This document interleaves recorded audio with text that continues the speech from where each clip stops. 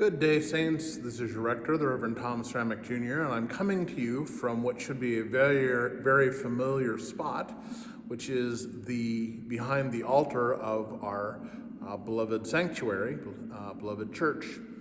And I'm doing so to wish you a wonderful Thanksgiving. As this video is being recorded, it is Tuesday of Thanksgiving week, and also as it's being posted, it is Wednesday of Thanksgiving week, and so you may be seeing this a day before or even the day after, but I wanted to wish you and yours a wonderful Thanksgiving, and also point out the fact that we do Thanksgiving each and every week here at All Saints.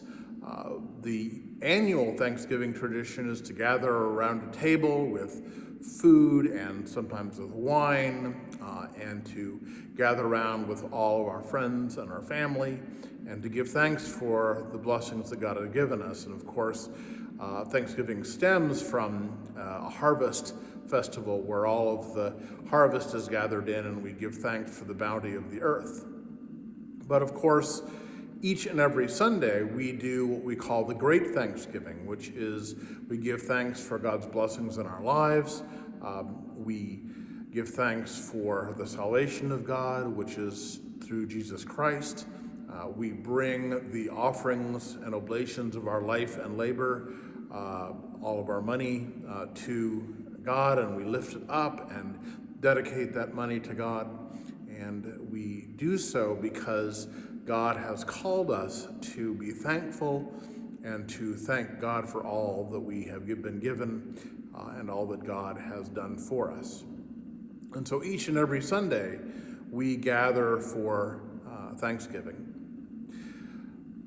Also, and the reason I'm dressed in my vestments is the fact that every Tuesday at noon, we also gather, a small group of us also gather for the Great Thanksgiving. We gather for Eucharist at noon on Tuesdays, and we lift up our own thanks and our own prayers, and we commit our own prayers to our own people to God's care.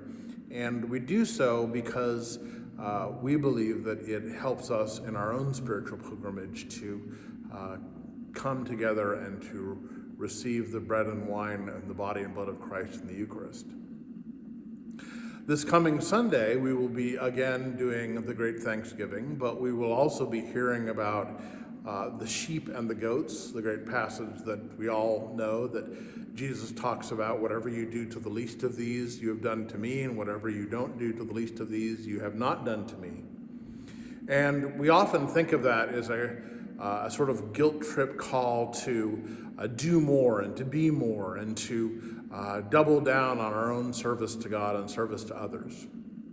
But I'd like to suggest that while that's possibly true, it should be for us a reminder of our own baptismal vow to seek and serve Christ in all persons. And even if we are someone who serves the poor or who visits those in prison or who does all of the things that Jesus encourages us and commands us even to do, if we treat one another and especially strangers as if they are interfering in our life rather than blessings in our life, that too is treating Jesus as an interference rather than a blessing. So I encourage you, both at the Thanksgiving meal that you will have, and also, of course, in your own life, to think about each person as Jesus, each person as Christ, whether they are your family member, whether they're your friend, whether they're a stranger on the street. If we can seek and serve Christ in all persons and love our neighbor as ourselves, because we are so thankful for what God has given us, that is truly the gift that keeps on giving. So I welcome you to come to our Thanksgiving service, as it were, on Sunday morning. We won't have a midweek Thanksgiving service. I invite you to come on Sunday and join us as we thank God again for the blessings God has given us.